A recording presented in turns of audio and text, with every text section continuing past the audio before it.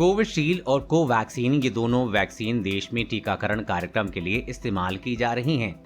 इन दोनों को लेकर किए गए एक अध्ययन में कहा गया है कि कोरोना वायरस के भारतीय स्वरूप के खिलाफ ये दोनों वैक्सीन प्रभावी हैं और टीकाकरण के बाद अगर व्यक्ति पॉजिटिव होता है, उसमें संक्रमण के बेहद हल्के लक्षण सामने आते हैं। Institute of genomic and integrative biology के डायरेक्टर अनुराग अग्रवाल ने कहा कि उपलब्ध वैक्सीन के प्रभाव पर किए गए अध्ययन से पता चलता है कि कोरोना वायरस के B1617 वेरिएंट के खिलाफ दोनों प्रभावी और टीकाकरण के बाद संक्रमण के मामले में लक्षण बहुत हल्के हैं।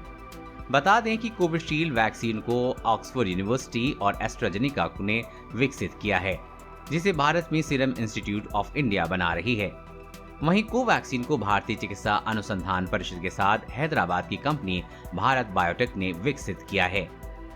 बता दें कि B1617 वेरिएंट को डबल म्यूटेंट या इंडियन स्ट्रेन भी कहा जा रहा है।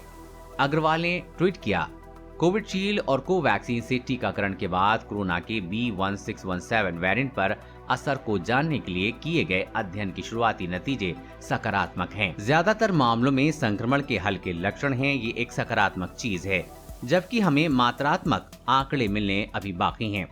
इसके टीकाकरण के बाद संक्रमण से बचाव को समझने में काफी मदद मिलेगी। ध्यान रहे कि IGIB council for scientific and industrial research के अधीन काम करती है। इसके अलावा सेंटर फॉर सेलुलर और मॉलिक्यूलर बायोलॉजी हैदराबाद VCSIR के तहत काम करती है।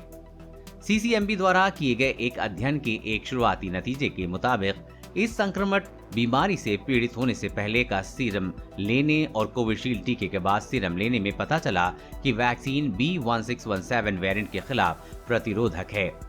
इस अध्ययन के लिए वैज्ञानिकों ने इन विट्रो न्यूट्रलाइजेशन का प्रयोग किया।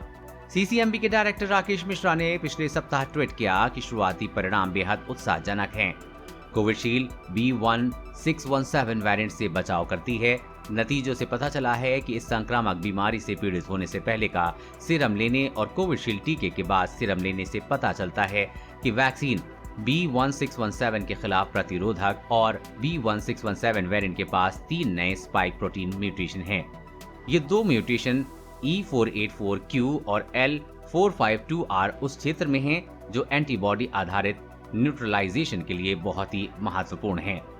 कोरोना वैक्सीन और लॉकडाउन से जुड़ी हर खबर सबसे पहले पाने के लिए चैनल को सब्सक्राइब करें और अपने दोस्तों के साथ शेयर करना न भूलें।